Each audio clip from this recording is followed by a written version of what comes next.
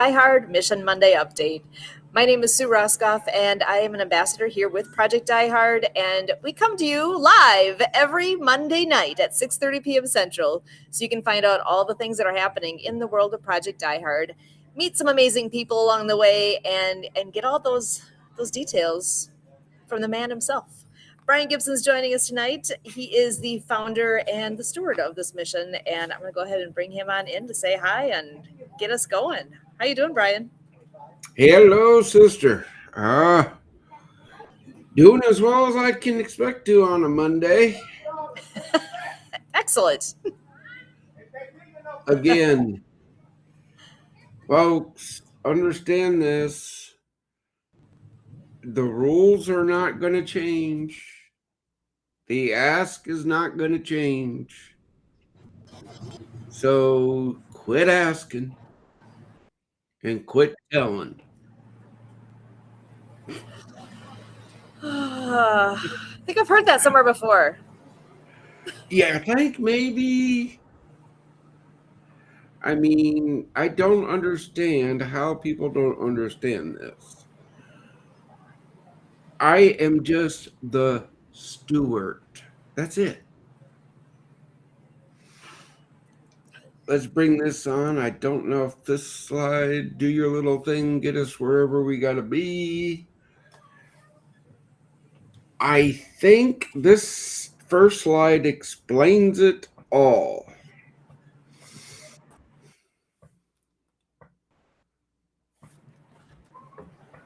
All right. Nice and big on my screen so I can see everything.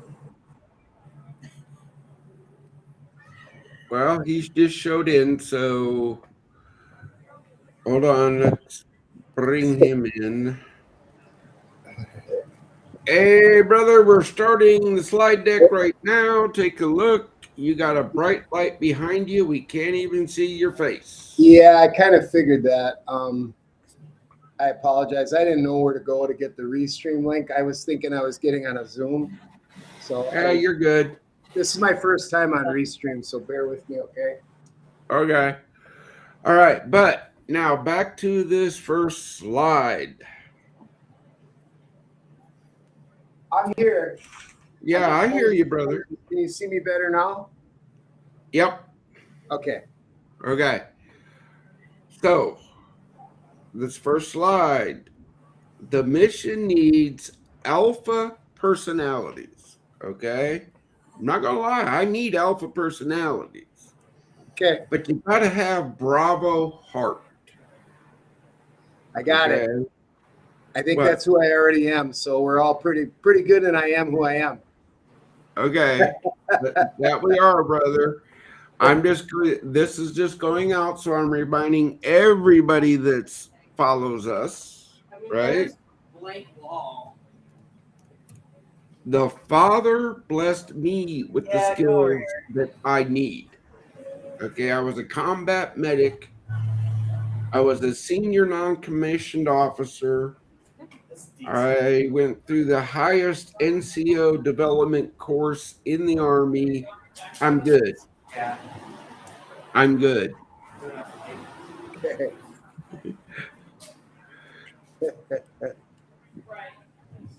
All right, here we are. Quality, not cost. That's the key to this mission. No red tape, no government money. It's God's plan. Absolutely. And I see that. Okay. Oh, you're not talking to me anymore. Now we're talking to them, huh? Yeah, we're talking to them. Okay. Couple based. Yeah. So oh my gosh. I thought we were still having our own discussion. Nope. We're live. Okay. All right, guys. Look, check this out. The facility day is the third Saturday of the month. Sue, do you want to ask that question? Turn your bodies inward a little bit. Okay. Jesus showed up. Why didn't you? There you go. I was there. It's called transparency. You want to see where your assistant goes. That's your chance. We're dropping off a couple partners. Okay. You come here. I understand. Okay. That's people's is. I do not. Together, we save veterans' lives. Join the team.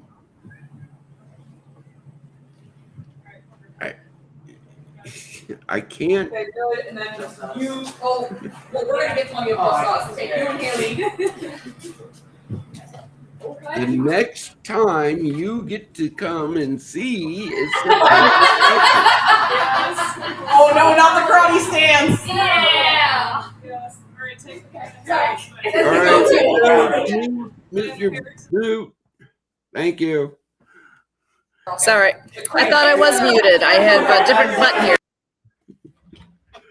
Okay. Veteran fellowships. That's what our breakfast is. It's an outreach program. Veterans get conversation, support, fellowship. Yes, the meals are free. But I've been stressing from day one that face-to-face is the best way to check your vet. Have I not? Mhm.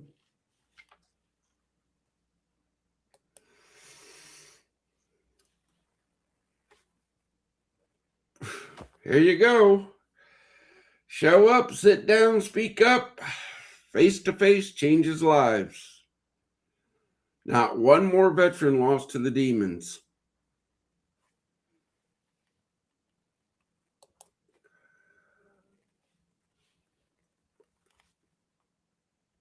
You guys think I'm a broken record, but if I don't keep beating it into people's heads, you're not going to understand. Number one, God owns this mission. Number two, no drugs, no alcohol. They let demons in. That's where they're not allowed. And number three, the prostitution of veterans' pain will not be used for profit. How hard is that to understand, people?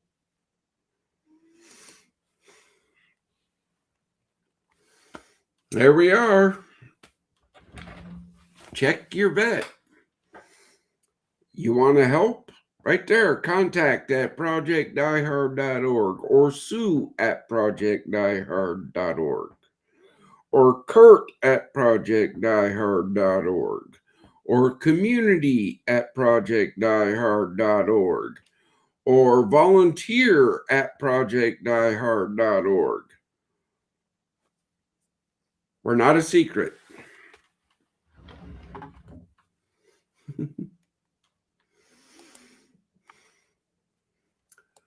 Now, folks, I want to introduce you to our newest resource/ministry partner. My brother here knows what is needed. And I'm just going to open it up to you, brother. Let you tell all of our followers who you are, what you do, and why you are helping Project Die Hard. The floor is yours. All right. Can you hear me now? All right, cool. It took me a little bit to get on, and I have notes, but if I pull those notes up, I won't be able to see the screen.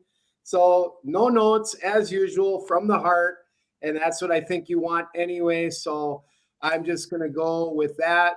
It's only half an hour, and I can go for 2, 3, 4 hours and not even scratch the scratch and a scratch of an elephant's butt as far as how much information there is available on this subject of suicide prevention.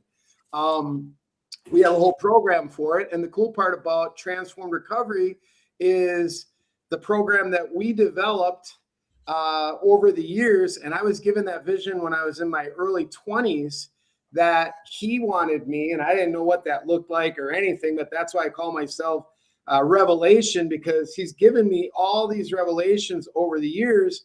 So he'll show me a vision of something, but he won't tell me a date of when it's supposed to happen. So a lot of what's happening right now was given a long time ago, and this is the date. It's happening now. So this is good. I knew eventually that we would be doing television. I knew that we would be doing more with the vets than what I've done in the past. And I'm really honored to be able to serve the vets with Brian.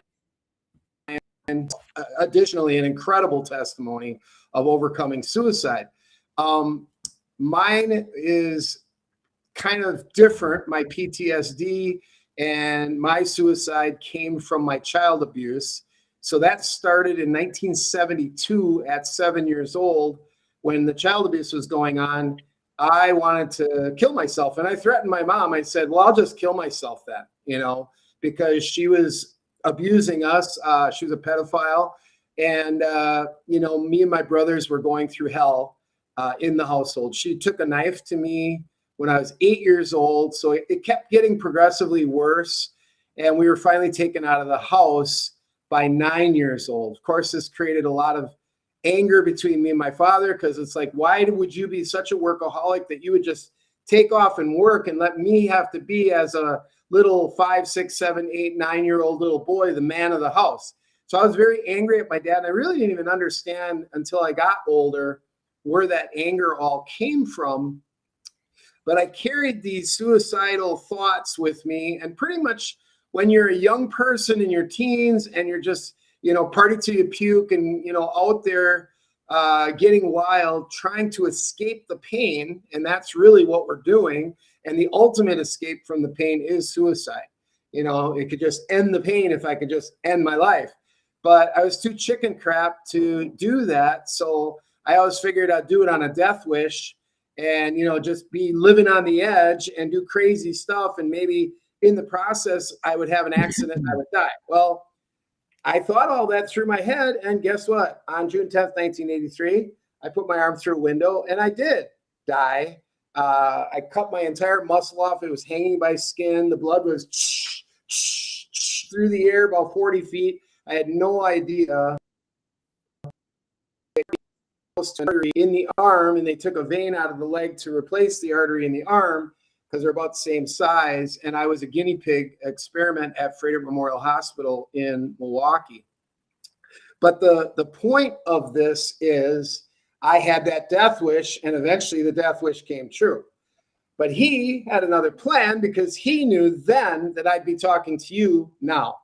And that's the coolest part about all of this, is the miraculous of what he'll do 5 years, 10 years, 15 years, 20 years, 30 years is the same kind of miraculous of what he did with Elijah, right? Or many of you would say Elijah, who was extremely suicidal. And he's one of the three heavy hitters along with Moshe or Moses and Yeshua or Yahusha. You know, those are the three heavy hitters. They're the only three that did the 40-day fast that's recorded in the scriptures. And Moshe or Moses was suicidal as well. So, you know, we do have some major players that were suicidal in the scriptures that are kind of my heroes of Amunah or belief or faith, as some would say. These people motivate me big time. I mean, they have kept me alive, all right? So it's not just people that are here right now, oh, this guy's my hero or whatever. I'm not going to point you to me. I'm going to point you to the Messiah, because he's the one that motivates me the most, because through everything he went through, including the crucifixion, he wasn't suicidal. Now that's super cool stuff. But he did know that they were going to kill him, of course, right? Brother, again, yeah, look, when I had the 45 in my mouth, and then that veteran called out of the blue, that was God. That was God going, hey, I'm not done with you yet. Yep, exactly. Hospital, and all of this, you know, was and I gave me CPR to bring me back. I saw him, all right? He was nothing. These afterlife things, I don't know where they're not real. I just can tell you my experience. right thing. Scripture says, I saw the light. I mean, it was the most magnificent, most incredible, most phenomenal light that was at the end of the tunnel that I was going up in the hospital bed at Frederick Memorial that I could ever have imagined. Okay. And I didn't understand what the other tunnel, but that's what not until I was in the delivery room 7 years later, and they took the baby and shoved arms and see, and the room that he that extended the tunnel, and oh my gosh, that's what was in the tunnel, right? Of my heavenly Shamayim, Abba, right? My heavenly Father, I got with me, you know, as a son, and now here I am the Father, and the umbilical cord. It was just a miraculous that I had never experienced anything like the tunnel and the birthing. So, you know, just about Heim or high or if you will. Then Well, brother, Huh? your testimony we will dive into, but our podcast here is my big thing for bringing you on was your programs, your recovery program. All right, so I need people to understand why you're bringing those to our facilities. all right, so what happened 3 years later, fast forward, I was tired of continuing to fight. No, that went back to my own vomit, and I the party. So in that, the day I was at a Judas, and I just kicking up off the ground at Alpine Valley at least 20 some times, having her puke in the car on the way home. I was you know, other drugs. I was just disgusted with trying to escape, because honestly, you can't, you know, you just can't escape yourself. So that brought me to the rock bottom reality. And I do want to say that is the first point of transformed recovery. So this program that he gave me a vision of, about 4 years later, 5 years later, he started telling me, you're going to do a scriptural program that goes far beyond Alcoholics Anonymous, Narcotics Anonymous, Overeaters Anonymous, Gamblers Anonymous. It's going to go beyond these 12 steps. And of course, you know, Celebrate Recovery came out and other things came out. It's like, well, not to take anything away from any of them, because they do have a tendency to work for people if they understand the source and they grab a hold of that power that the source has. But what he wanted me to do with that is define it in in-depth detail and put a counseling program with it and a housing program with it. Because in Acts 2, and by the way, I don't do anything. It's really him in me. It's the he and me that does it all. So I got to make that very clear that I'm just a servant. I'm just a vessel. And I ask him to speak to me and through me, and he does. And it's a beautiful thing as that happens. And then, you know, we take people through those 12 steps. So my book that should have been released already, but we had so many, and we have actually written a lot of it, and we've lived it in the houses. I just didn't publish it yet. So the first one is called Blueprints. There will be 9 other books to follow. There's 77 pages each. So there's 770 pages that are coming. All right. But the first one I should have done hopefully by the end of this week, which is the scriptures that go to the steps. There's about 40 to 70 scriptures for each step.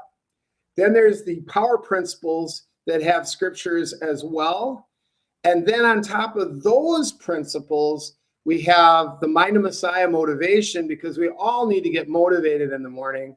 And people just really are attached to certain words. So I have the 40 words that are the most important. Also, there's over 500 promises in the scriptures, and we need to stand on the promises. We need to not look at the curse, but we need to look at the promise.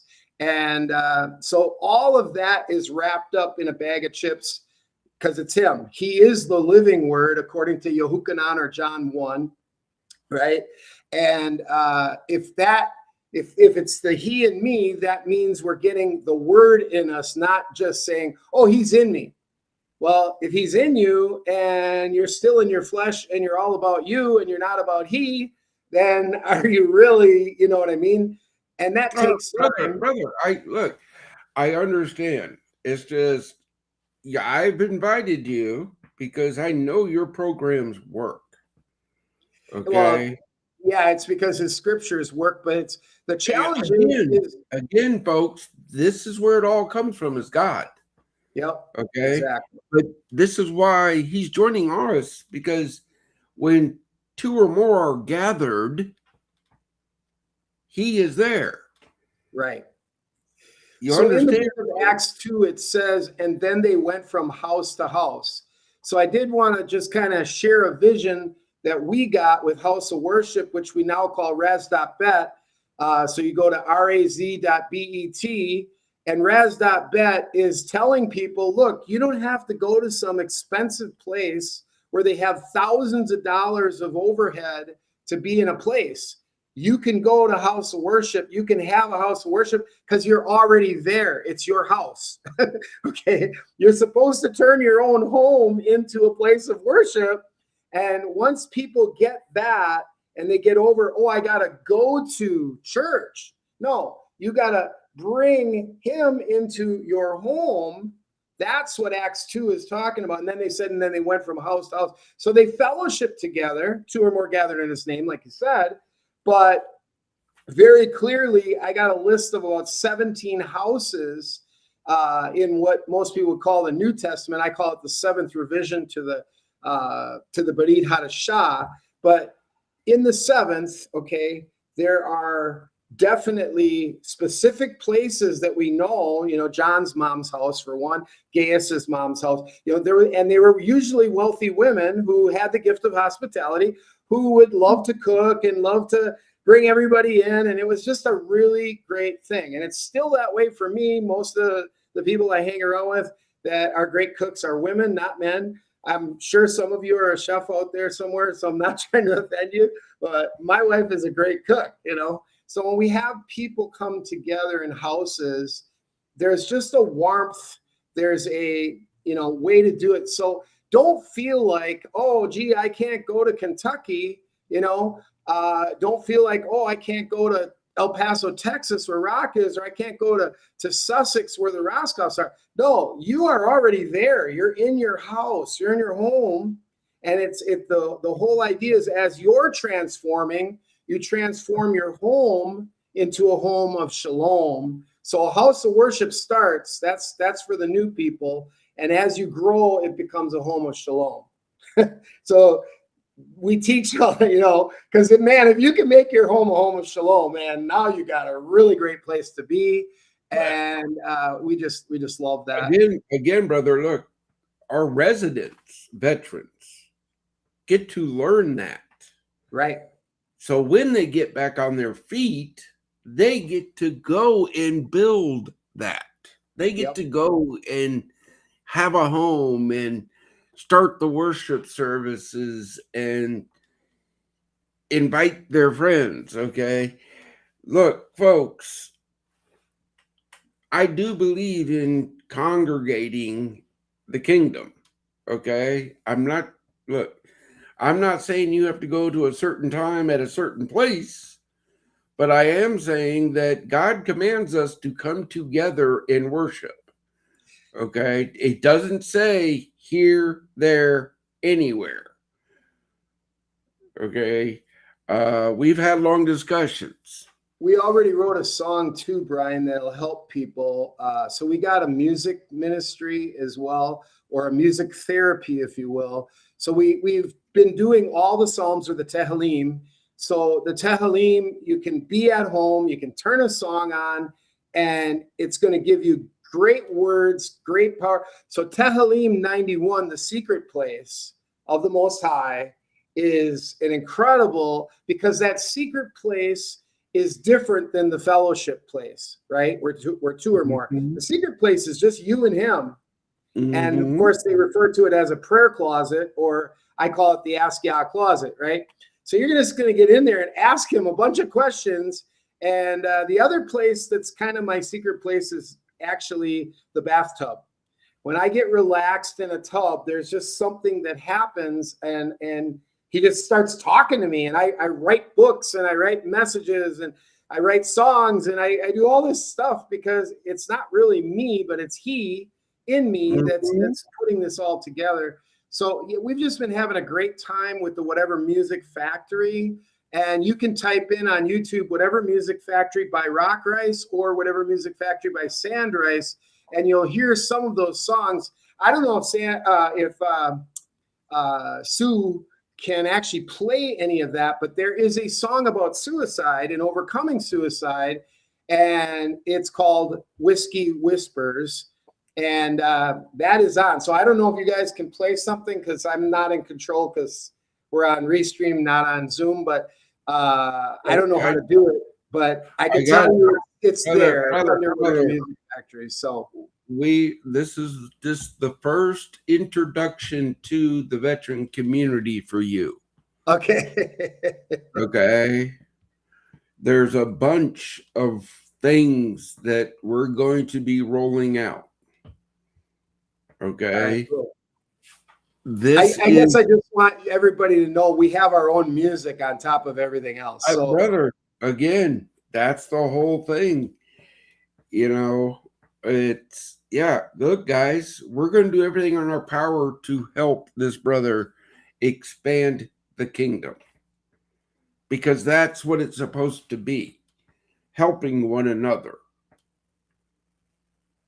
Okay. I want to know too, Brian, that it's not just one genre that I like. I already know, because I was a DJ for Recovery in the first 5 years, from 87 to 92. And from 1987 to 1992, I would do all the recovery functions in the state of Wisconsin. I was the primary DJ. So by 92, I did 92 shows, which is kind of interesting that number worked out that way. But there's only 52 weeks in a year. So that means every Narcotics Anonymous, every Alcoholics Anonymous, every club, the Alano clubs, all of that, I was there. And I didn't play just what I liked, okay? Because it would have been probably heavier. I played what you would hear at a wedding for when you see a good DJ, and they're going to make sure they got 50s, 60s, 70s, 80s, 90s, rock, polkas, waltzes, merengues, cha-cha, swing, tangos, you name it. We jam it, rap, punk, funk, we got it all, rock and roll, rices. So that's what we kind of do with this Whatever Music Factory, and that's why it's called that, whatever, is because we're trying to make sure we reach all the people. And so there's something for everybody. And my wife and I went to Arthur Murray dance studio. My wife is in recovery too, and we took dance lessons.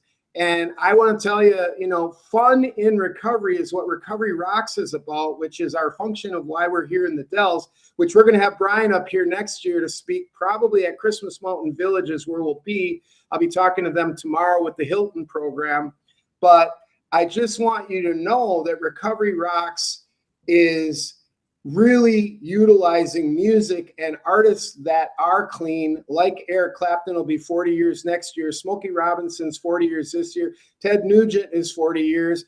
Tommy Shaw from Styx is 40 years. I mean, Carlos, we're going to see Tommy Shaw, Chicago, and Carlos Santana after we leave here. So really great stuff, you know. And so alongside of my music, which I think is pretty cool, but their music is like classic, right? And so we get to enjoy all that. Again, brother, just like I've always told people, if a veteran comes to me and says, hey, I think underwater basket weaving will help me sleep better, My only response is, okay, team, how do we do that safely? Right. That, again, there's no such thing as a recognized therapy. There's no such Right. thing as a recognized this or that. I think every addict will tell you that music, when they first got clean, Oh, was so oh, important for them. I mean, it just helped to heal the heart. You know what I brother, mean? look, I know music is a therapy. Okay, cool. Okay. I'm going to tell you, music is not just a therapy. Music,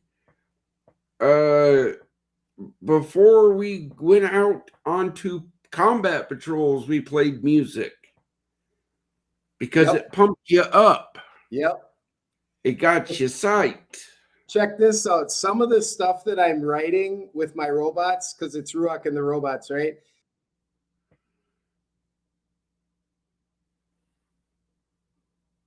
Ye froze. Frozen for a moment. Hopefully, we'll be back here.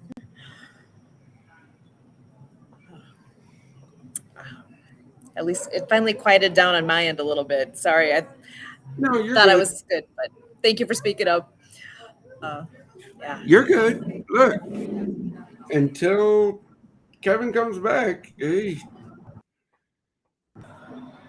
this is what people got to understand. Yeah. Tammy Roberts, it was very nice talking with you today. Okay.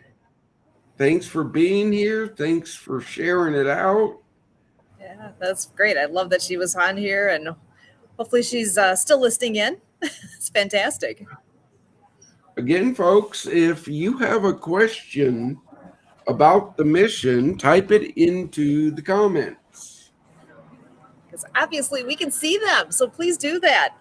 Let us know you're out there. I would love to actually, what would be fun is to find out how far and wide are we reaching. So wherever you're at, if you want to let us know where you are, that'd be fun. I know Tammy's out in New Braunfels, Texas. Oh, very nice. We had a nice talk today because New Braunfels is 30 minutes from San Antonio. I know of it because I was in AIT at Fort Sam Houston, which is in San Antonio. And yeah, guys, remember my first wife was German. And if you want to experience Germany in America, you go to New Braunfels, Texas. There's a few places like that around here too, because there's a whole lot of us German types up here. Or you could have been like me and lived there for 7 years. Okay, total tangent, but we actually had the pleasure of visiting Germany 20-ish years ago. More than that, actually. But it looked like we were driving in Wisconsin. It was kind of, we really realized how similar it felt. Felt like we're at home. It was cool. Oh, again, Roden, yeah. Look, guys, America, love it to death. But the stone wall that went through my backyard was built in the 12th century. Yeah. History means a little different thing in different places. Okay, just like, look, I walked up the temple of Ur. Look it up in the Bible. I walked up it. You know it's in Iraq, right? I don't. I know there's so much of the history is in that region, but yeah, I don't. I would love to see all that. That's amazing to think to build, because I know there's tours where you can walk where Jesus walked. That it's like, okay, you know what? It's not just stories in a book. It actually happened in a location. Well, the Someday. reason I'm bringing all this up is this is why this this is why you need to come to an event we do, because veterans, there's a lot of experience, a lot of things that we've gone through that no other human being has ever gone through. Okay. Am I back? Yeah, you're Say good. again. So Yeah. let me just say that Oh. the Death Angel was killed when I was in my 3rd year of being clean. So hallelujah, since 1989, I think it's about October, I got delivered from smoking cigarettes, still doing.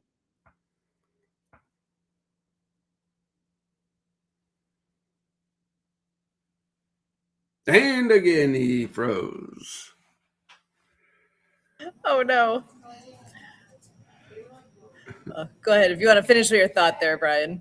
My thought was this is why you need to come to our events, because veterans have been around the world. We've Yeah. seen the most beautiful things. Yes, we've seen ugly. But see, we don't like talking about the ugly stuff that much, especially to civilians. You know, they can't handle it. People don't want to know. I mean, seriously, people put on my people don't. It can't be real. Well, again, folks, before the show, we were talking about, because Sue has never put on a uniform. She's never done it. But she deals with veterans, so I slowly educate her to make her ready, to make her better in dealing with veterans.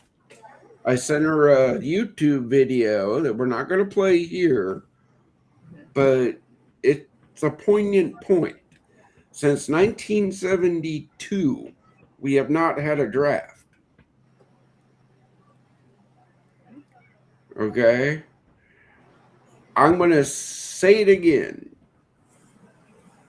You can hate war all you want, but you cannot hate the warrior. Bingo. Okay?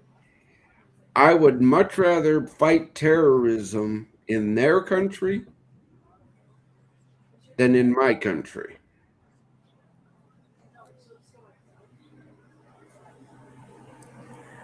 Could not agree with you more. All right, let's try one more time. Bring them back.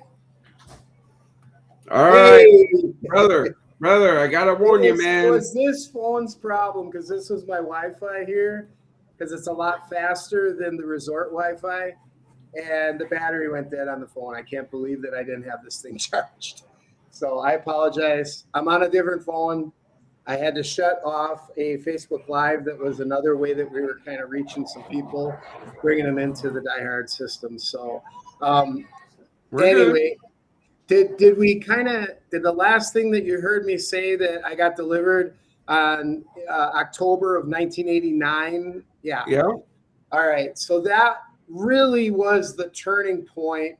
And then shortly thereafter, I was about 3-4 years clean. I got filled with the Ruach HaKodesh, or as many, would say, the Holy Spirit. So that was the game changer. And I want to make that real clear. You can only get so far in your inner healing and deliverance until you get filled with his power, which is Alua or Aloha. Believe it or not, the word Aloha means power, right? And it comes from Israel. It comes from the original language, which is Alua. So Aloha, Alua, it all means power. And we need that power because it's not our power, it's his power. Hallelujah.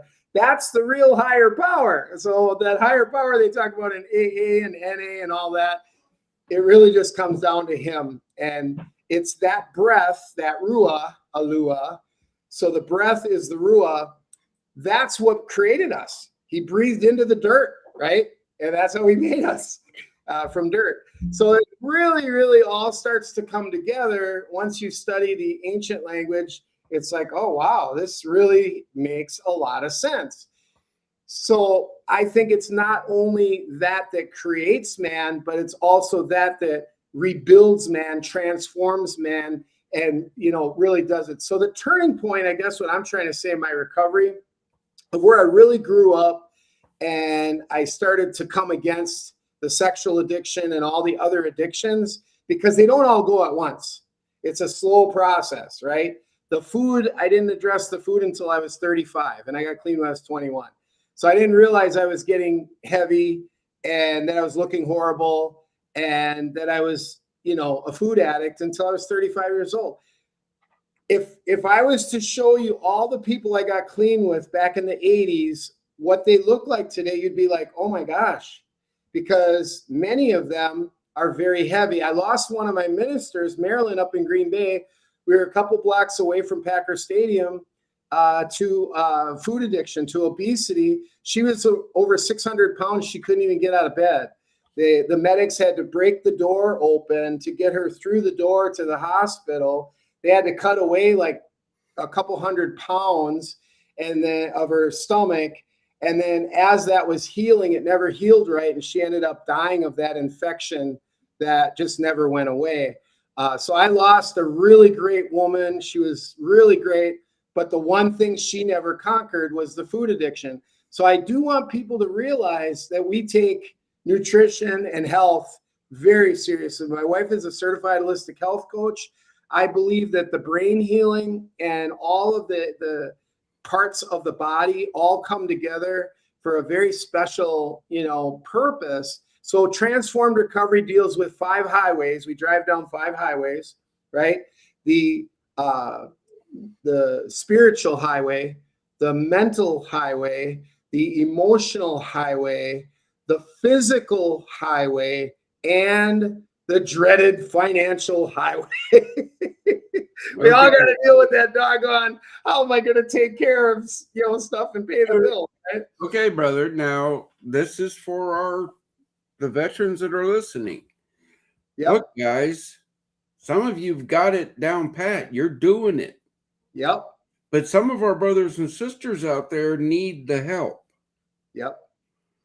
Okay. And instead of throwing them into some fly-by-night, think they know what they're doing, this is years in the making that my brother here is now part of this team. Okay. He's the one that advises us on that. He's bringing his programs to our facilities. Why? Because he's lived it. He knows it.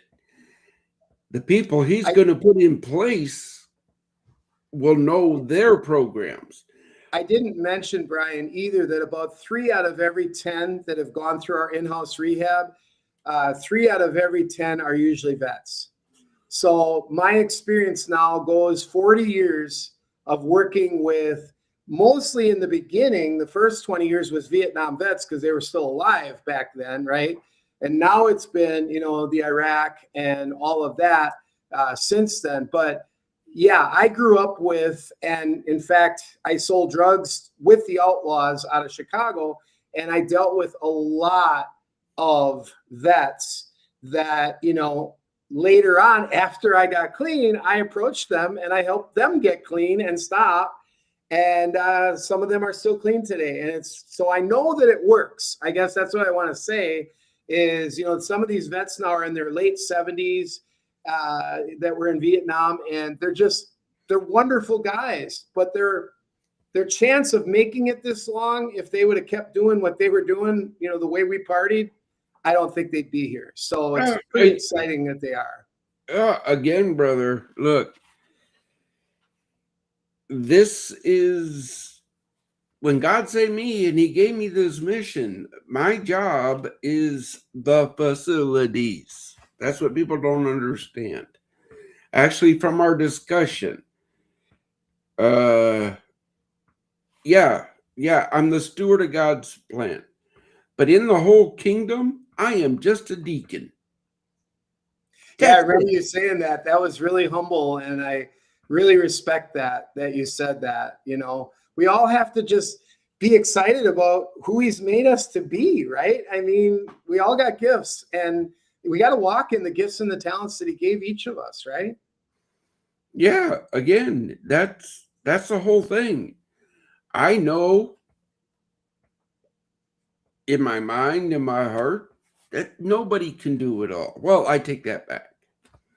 God can do it all. But we're not in his kingdom right now. We're in the world.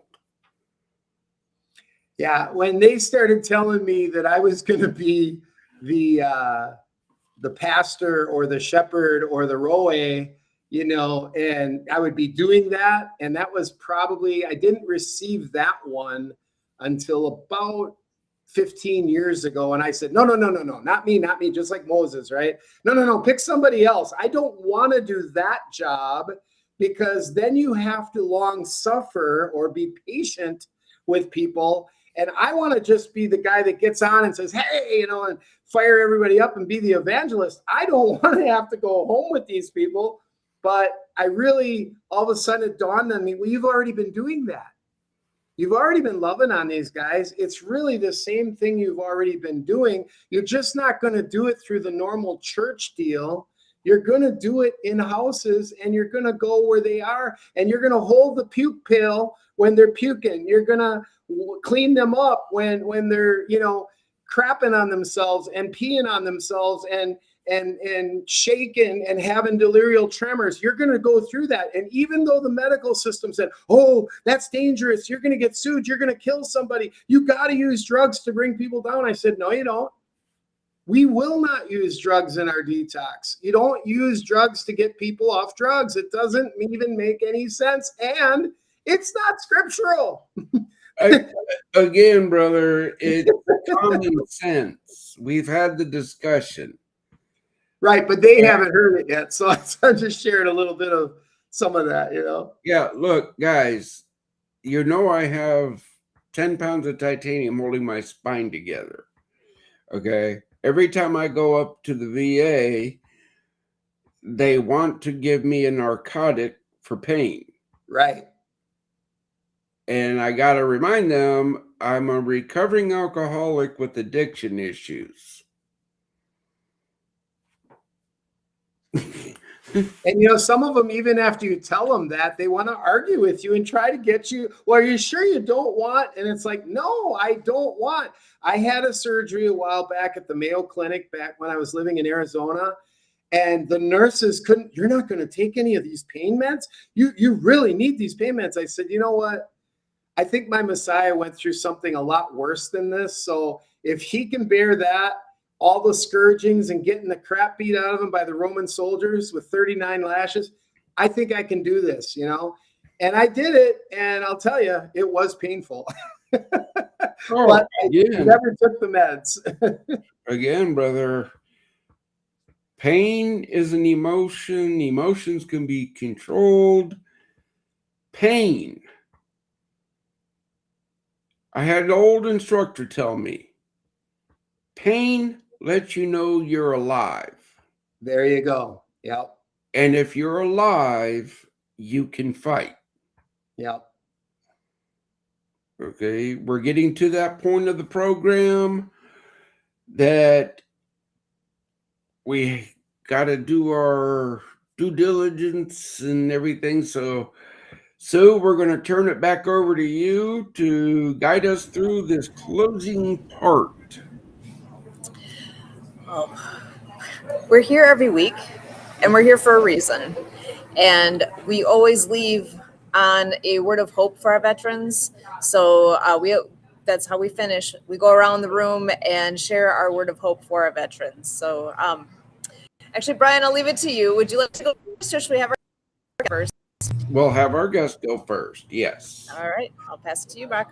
Well, the word of hope that I would give, if the three most distinct heroes, which I would say Elijah, as well as Moses or Moshe, and Yahusha, all three of them are like, to me, they're like superheroes, right? If they can overcome what they had to overcome in life, and I mean extreme suicide for Elijah and Moses, Elijah especially, because Jezebel wanted to kill him. If they can do it, we can do it. And surely, AI reminded me, as I was talking through what I was going to talk to you guys about, AI reminded me, Rock, you're an overcomer.